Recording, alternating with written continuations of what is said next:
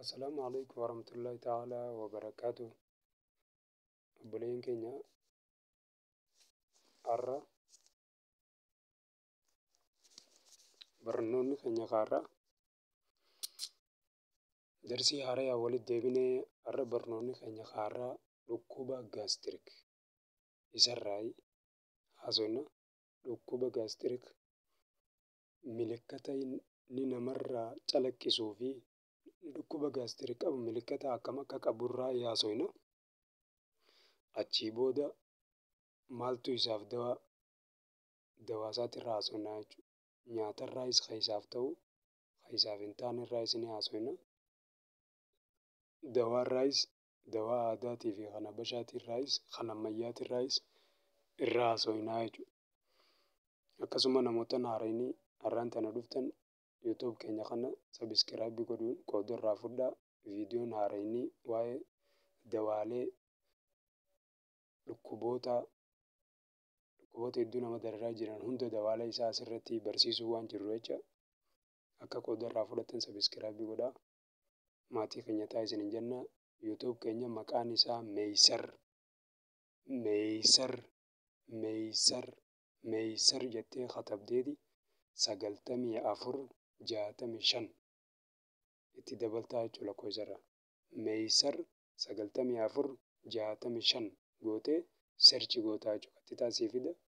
Isin sabiskiraaybii jettee nu hordofuu nu dandeessaa jechuudha. Achirraa ammas amaloota dhukkuba irraa dubbannee jirruu fi dawaa isaatis achirra dubbannee keenya hundaa'u dhageeffattee irraa fayyadamtee akkasitti walaba dhukkuba kanarraa of godhuu dandeessaa jechuudha.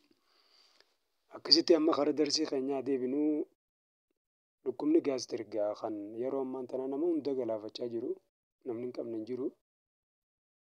Hundi ni qaba jennee irra wayyaa innaa mallattoolee isaarraa ta duraa oowwii garaa kan kee keessaa si ka'u tokkoffaan akkanumas yoo oowwuu laphee tana jala onnee na dhukkuba jeen namni onnee fa'aa akkanatti ifachi dhiba. Onnee miti gin gaastirik garaachisaa waan madaa'ee fi oowwii akkasitti lolu jira qoonqoo isaan taane waggaa tokko jechuudha.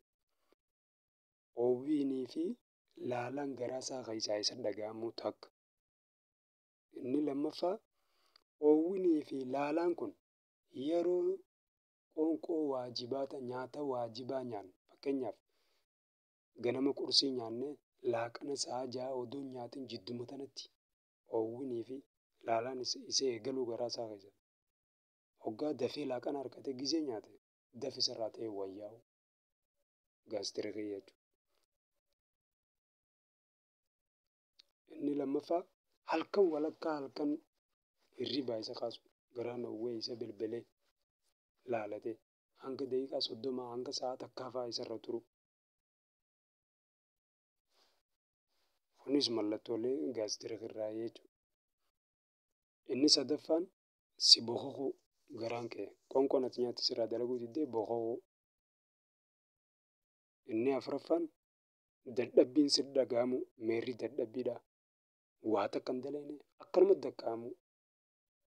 Inni shanaffaa si lollooci'uu si haqqisiisu.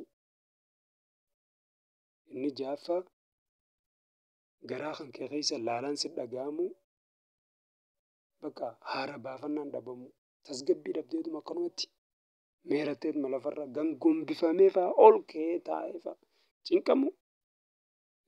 Nama si dubbatuuf nama harkaan jibbita yeroo sana jechuudha. Amala keessi jijjiiru. Inni torbaffaa afaan keessi shurufkaa'u. Mallattooleen dhukkuba gaastirik qabaachuudhaati haasa'u jira beeku. Mallattoolee dhukkuba gaastirik qabaachuudha. Afaan keessi shurufkaa'u. Inni saddeettaffaa hafuura baafachuun sitti ulfaachuu. Inni saglaffaan of wallaaluu dawwaqamuu bakka si ilaaleesee malmaal achiin si geessee. Inni saddeettaffaan miirri dadhabbii cimaa si dhaga'amu bututaa'u akkanumatti waa takka oduu hin dalagin sababa takkaan malee. Inni saglaffaan bifti ta'e si jijjiiramu. Inni mallattooleen dhukkuba gaastirikirraa inni kurnaffaan dhiiga si haqqisiisu. Inni 11ffaan garaa kan kee keessa waraansi laalaa fi waraansi si qabu. Inni 12ffaa ulfinni qaama keetii hatattamumaan hir'isu. Yoo duraan kiiloo 70 taatee jiraate miizaanni kan kee 60, 50 gad hir'isu. Yoo duraan 100 taates gara 80 gara 70 gad hir'isu. 12ffaan miirri seelii dhiiga keetii diimaan si duraa dhumu. Sababa dhiigni kee wasakhaa'uuf jechuudha. Maaliif dhiigni wasakhaa jennaan? Qoonqoon ati nyaata sirraa dalagaa hin jirtu. Dhugaa si boqochisa. Eessa qoonqoon dalagdi? Yoo nyaanni bullaa'ee garaachi nagee harkatee nyaata bulleessee akkasitti qaamota barbaachisu hundaaf hiree akkasitti dhiigni namaa xaliilee namni bareedee deema malee yoo nyaanni irraan dalagin hundi namaatu rabbashamaa jechuudha. Qaamni namaa bilbiluun sifa namni jijjiirrachuun daalachoomuun kun hundinuu sababa gaastira irraa jechuudha. Mallattooleen isaa har'aaf kana fakkaata. Taa'aaf teessootatti deebi'ee akkasitti waliin keenya. Inshaallah darsiin teenya taarraa kana fakkaatti obboleeyyan keenya. Yaada qabdanii fi gaafii qabdanii fi yaada qabdan koomentii jala naa kennuu dandeessanii.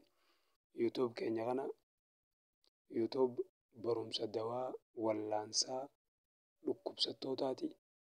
Irraa fayyadamaa. Akkamitti dhukkuba ofirraa ittifnaa beeynee namayyuu har'aa fayyadamnu itti wal afeeraa.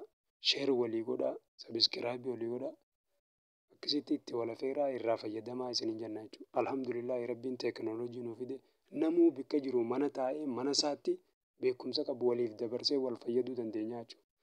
Akkasitti beekumsa dhukkubsataa akkamitti wallaalan, dhukkuba akkamiif irraa wallaanan, dhukkubni kamiin nama qaba, haala akkamiin irraa ittisan, dawaan isaa maaliif maali kana hundaatu YouTube kanarra dabra. Mana kan kee teessee dhageeffattee yoo haala waraabbiin viidiyoo teenyaa siif adda ba'uu baatellee irra deddeebitee dhageeffattee waan siin galiin koomentii jalatti gaafattee yaada qabdu barreeffattee akkasitti irraa fayyadamtee warra wal fayyadu waan beeku wal fayyadu nu haa godhu jecha. Darsiin teenya taarraa asirra dhaabbannaa. YouTube maqaan isaa Meeysar jedhama. Meeysar jettee katabdeeti 9465 itti dabaltee Meeysar 9465 gooteeti sarchii goota qaxxitaa siif fidaa jechuudha. Akkasitti har'aaf asirra dhaabbannaa. Wabillaahi tawfiiq. Assalaamu alaikum warahmatullaahi ta'aalaa wabarakaatuh.